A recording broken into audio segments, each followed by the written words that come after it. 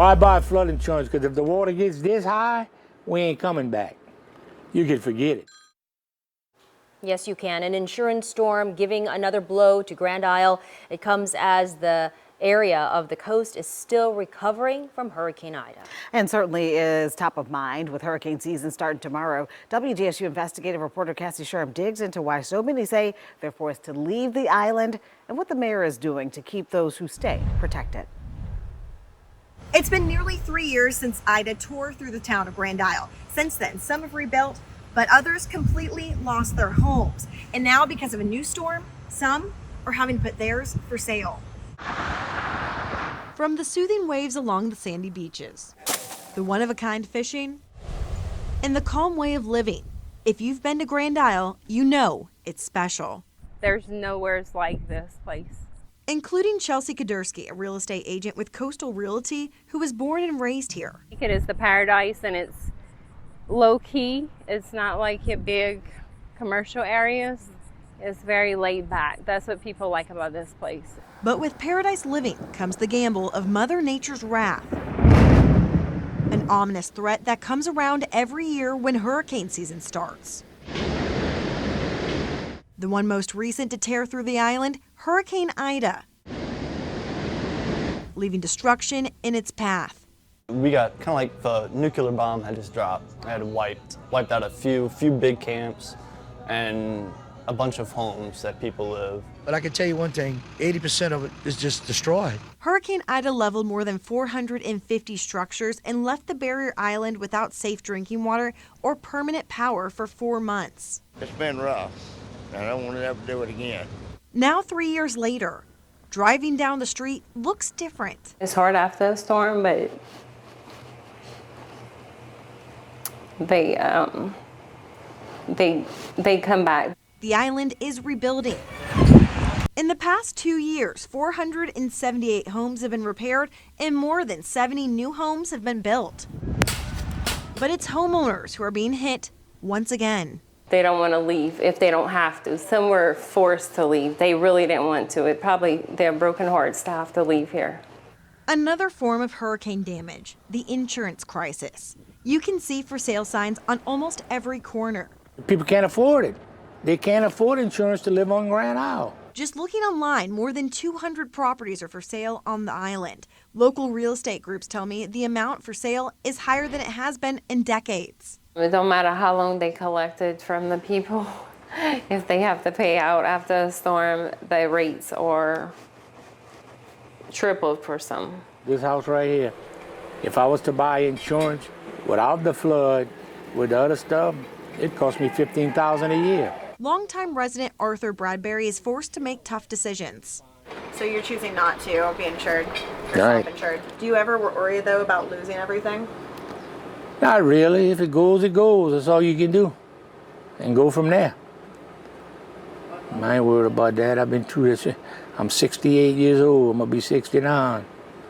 If I lose it, I lose it. I'll rebuild, do something. He says no matter the storm, he's willing to take his chances. I don't have no intentions to go anywhere. And supposedly, our mayor got all this money for the reconstruction of the new levee, and they finally going to put rocks behind the levee after it's built. So that's going to be a big help. It's going to stop the destruction. You can see the Corps working behind us, and we're coming in and we put clay mud on top of the burrito levees. Mayor David Carmondale says the $122 million project to revamp the burrito levee could not come soon enough. We're trying to save our island. You know, this is a big deal to save it first. You know, I feel like we're the soldier in the front line. Do you think this is going to be finished in case a actual hurricane does come this season? You'll hear it in May, June. It's going to be stacked down, but it's not going to be probably fully cured. Hopefully I'm wrong. I shouldn't say this, but it needs to be hot weather to make sure this clay gets hard.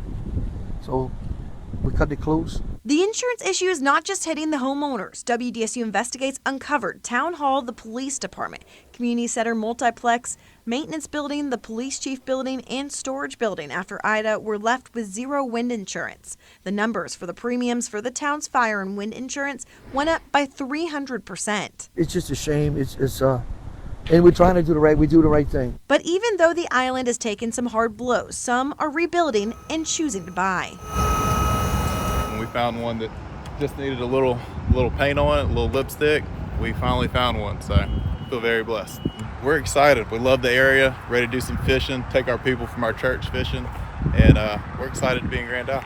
So as the clock ticks, both the mayor. So the island's getting better.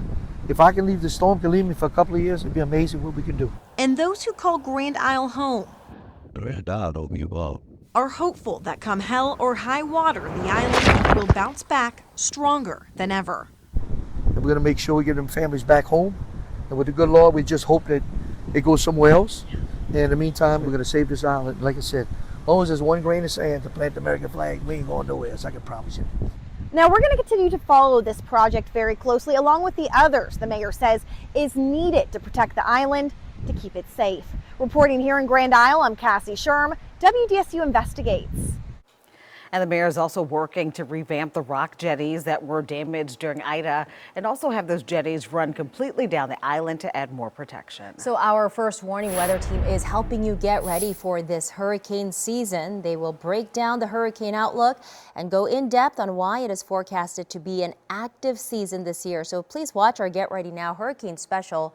It's tonight at 6:30, where we share life-saving steps you can take to keep you and your family safe.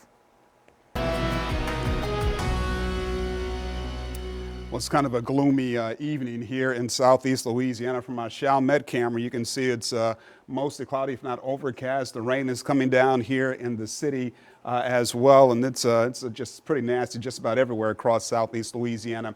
There is a flash flood warning in effect for parts of Orleans Parish and a flood advisory that stretches from Norco and Luling all the way over towards Belle Chase. So please keep that in mind as you head out the door, if you head out the door this evening. Here's a look at the big picture. You can see the rain that's moved across the area in the last 12 hours. Some very intense stuff over Houston and along the Texas Gulf Coast, and that big bow that you see there, that's an indication of the strong winds that went across that area as well. Not as strong here in southeast Louisiana. We do have that marginal risk of severe weather in effect for this evening. The better chance of severe weather is back to the west of us.